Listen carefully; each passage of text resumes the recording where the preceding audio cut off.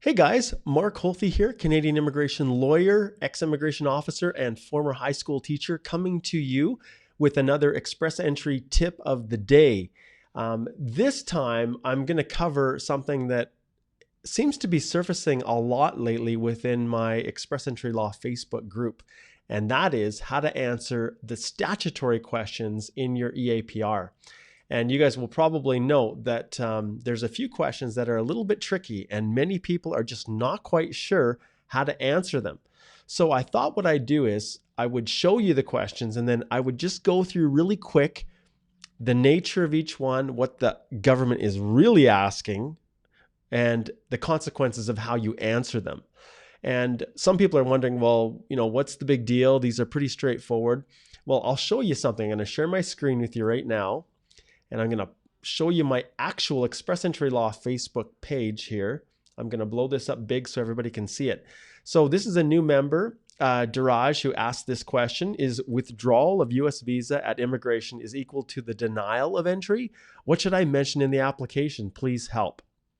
So Diraj has actually obtained his ITA, and I'm assuming is at the stage where he's filing his eAPR. But take a look at these responses here. So Muhammad said, yes, technically it's a denial from entering in the United States. You should document it properly in your application. Then Diraj asks some follow-up questions. Okay, is it going to be a problem if I say yes? And I'm filling out the post-ITA application. In other words, he's submitting his eAPR. And then Ishan says, I don't think it's a denial. You have withdrawn the petition before any decision was made. Still, I would suggest take an expert suggestion. So I can confirm within these two responses here, Ishan is actually correct. When you withdraw an application, it's not a denial, it's not a refusal. But you can see here that there's a little bit of confusion. And as you go a little bit further, Sham says, write it down, don't hide anything. Later they will come to know, so do not hide any thinking. Okay, so you guys can see the complexity here of this question. So let's go back, and I'm going to share another screen with you, which is the actual questions. And I wasn't able to actually go live and show you this because these questions only appear once you have received your ITA and you're filling out your electronic application for permanent residence. And so what I did was I went in with one of my current clients, and I'll show you just how we responded. And I've obviously removed their name so that their privacy is protected. But these are the statutory questions, and this is exactly what you'll see. So the first one has you can just fill in your name in the blank here, been convicted of a crime or offense in Canada for which a pardon has not been granted under the Criminal Records Act of Canada. Okay, pretty straightforward. If you've never lived in Canada, not an issue. If you have, and you were convicted of a crime, have you received a pardon? Yes or no? If you haven't received a pardon and you have been convicted of a crime, this could lead to a finding of inadmissibility, but guaranteed you probably had issues before, and so this won't be a surprise. So most people, if you're in Canada and it's been over 5 years since that offense occurred, well, really, I won't get into the whole details of getting records suspended, but understand if you're in Canada, you're going to have to answer yes to that if you have been convicted and a pardon has not been granted. So no is this answer because my client isn't in Canada right now. And then it says, has, insert your name, ever committed, been arrested for, been charged with, or convicted of any criminal offense in any country. This is massively broad, so you have an obligation to answer. And some people will wonder, okay, well, does a traffic ticket, does a speeding ticket, does that mean a criminal offense? And the way I always address this is usually traffic offenses are not, but DUIs are. So if you have something on your record that would show up as a criminal conviction in your country, then you have to use your discretion. And I always advise that it's better to say yes and then explain than to say no. And in these circumstances, if you have never been convicted of anything and you've never been arrested, remember, or even charged, then you have nothing to worry about. But if you have, even if it's a traffic offense in your country that might proceed administratively, that's probably not going to be something that would require you to disclose. But if you have any doubt, I always disclose, and I'll tell you after why.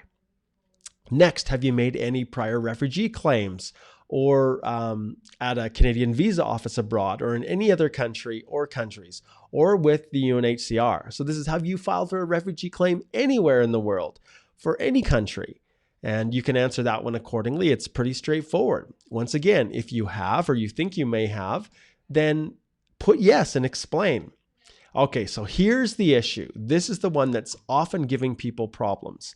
So has, insert your name, been refused refugee status? And sometimes people stop reading right here. Once they see refugee status, they're like, oh no, I haven't. And then they just answer no. But it continues.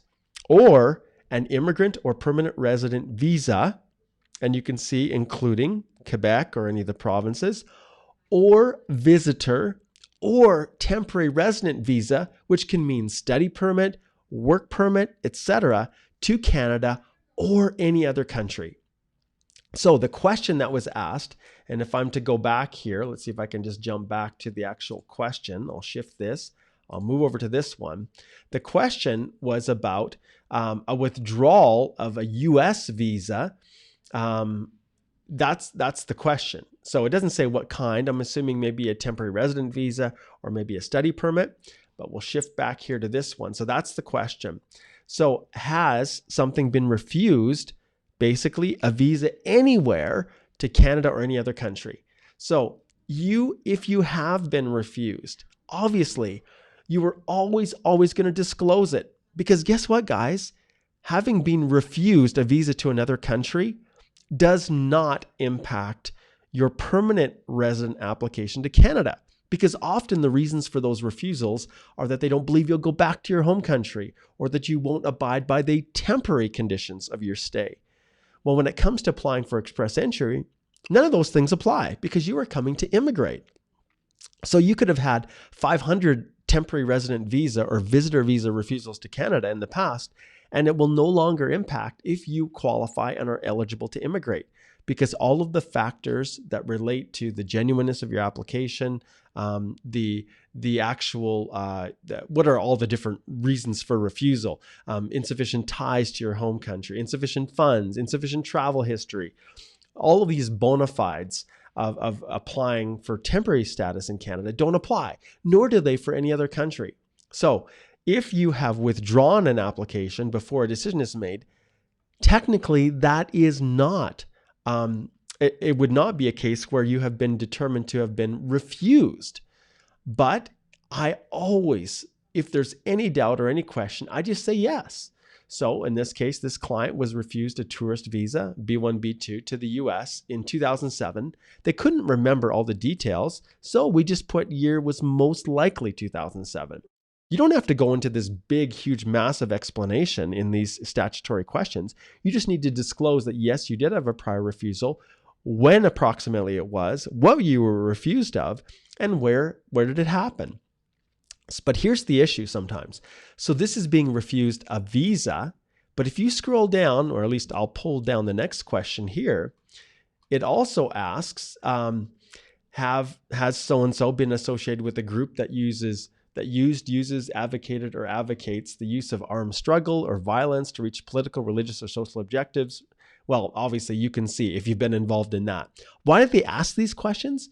Because it's easier to remove someone for misrepresentation, for not indicating that they have been associated with a group, than to actually prove that they were involved. And so this is a way that they can refuse people who they feel are just bad people if they answer these questions improperly for misrepresentation, than actually proving that they were actually involved with these groups and did things that are bad. So let's go to the next question. And this one right here is the one that also gives problems. So has so-and-so ever been refused a visa or permit, denied entry, or ordered to leave Canada or any other country? This is horribly worded. I hate how this question is worded because it does not give a very clear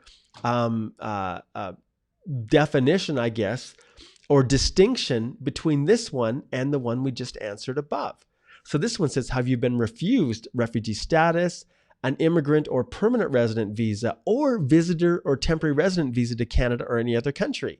And then this one says, have you ever been refused a visa or permit, denied entry, or ordered to leave Canada or any other country?